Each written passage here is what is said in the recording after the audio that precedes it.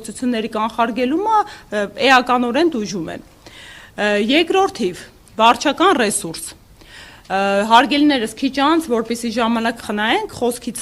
երկրորդելով ես կտեղադրեմ մի շարք ապացույցներ, ասեմ, որ այս օրերի ընթացքում մենք հատուկ թեժգիծ ենք ստեղծել, հազարավոր ահազանգեր ենք ստացել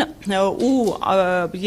ամեն օր մենք արտակարգ ռեժիմով աշխատում ենք, չենք քնում, որպեսզի փորձենք այս կարճ ժամանակահատվածում մշակել այդ ամբողջ տեղեկատվությունը, իսկ տեղեկատվությունը ահռելի է,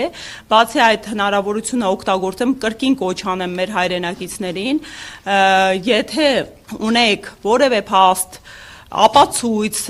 խախտումների վերաբերյալ, որովհետև որոշակի մեխանիզմներ են մեր համոզմամբ աշխատեցվել, որը փորձում ենք վերհանել, մենք շատ շնորհակալ կլինենք, եթե ներկայացնեք ու երաշխավորում ենք կոնֆիդենցիալությունը, որովհետև մարդիկ այս համատեքստում են վախեցած, ինչ են անում վարչական ռեսուրսի համատեքստում, սկսած նրանից, որ ահազանգերը բազմաթիվ են, պետական ծառայության տարբեր տեսակների նկատմամբ, որ մարդկանց ստիպել էին գնալ իշխանության օգտին քվեարկելու եւ քվեաթերթիկը օրինակ լուսանկարելու, կոնկրետ մեր քաղաքական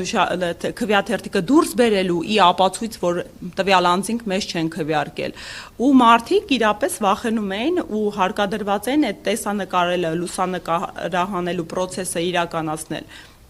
Տեսանյութեր կան, որ ունենք ու ահազանգեր, որ մի շարք ընտրատեղամասերում մարդիկ արդեն նախապես սոցագրպանում քվեաթերթիկով 16 մուտք են գործել տեղամաս, այսինքն ոչ թե իրենց հետ դուրս են բերել, այդ արձանագրումներն ունենք, այլ նախապես են մտել այդ քվեաթերթիկներով, բայց գլոբալ միջամտություններից սկսենք, օրինակ ներքին գործերի նախարարության աշխատանքը ոչ միայն ընտրության, այլ նախընտրական ծիրում,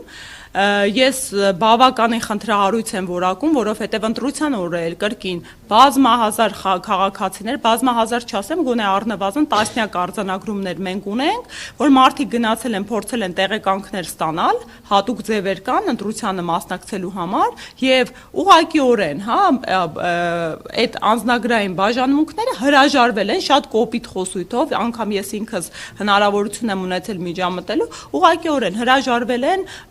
մարդկանց ձևերը տրամադրել ըստ օրենքի պահանջի, բայց ինչա տեղի ունեցել, նախնական ցուցակների էական խառնաշփոթ է տեղի ունեցել, կային դուք գիտեք ապրիլի 28-ին հրապարակվել էին ցուցակները ընտրողների ու փակցվել էին տեղամասային կենտրոններում, նոր համակարգ աշխատացվեց այս ընտրական գործընթացի նախօրեին, դա մինչև մայիսի 26-ը հաշվառման դիմումների ներկայացման նոր գործընթացներ, այս հաշվառման դիմումներից հետո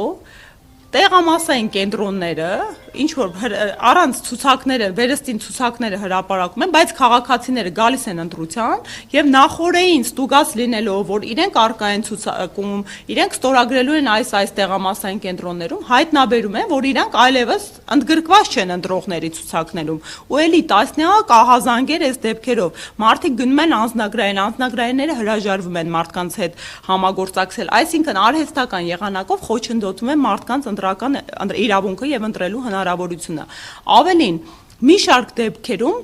առանց հիմնավոր պատճառի չենք հասկանում, այդ եւս հետքերով գնալու ենք բացահայտելու ենք, ընտրատեղամասերի վայրը, ընդհանրապես հասցեները փոփոխվել են։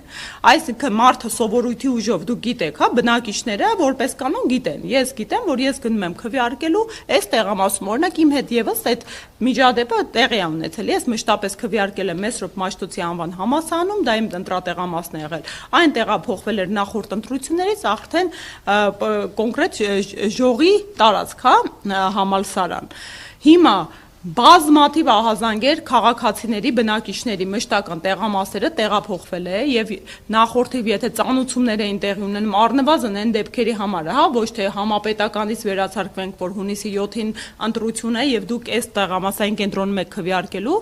տեղափոխվող տեղամասային կենտրոնների պայմաններում բնակիչներին չեն ծանուցել այդ մասին ու շատ բնակիչներ արդեն ստիպված արհեստականորեն խոչընդոտվել է։ Մի դրվագ պատմեմ գինու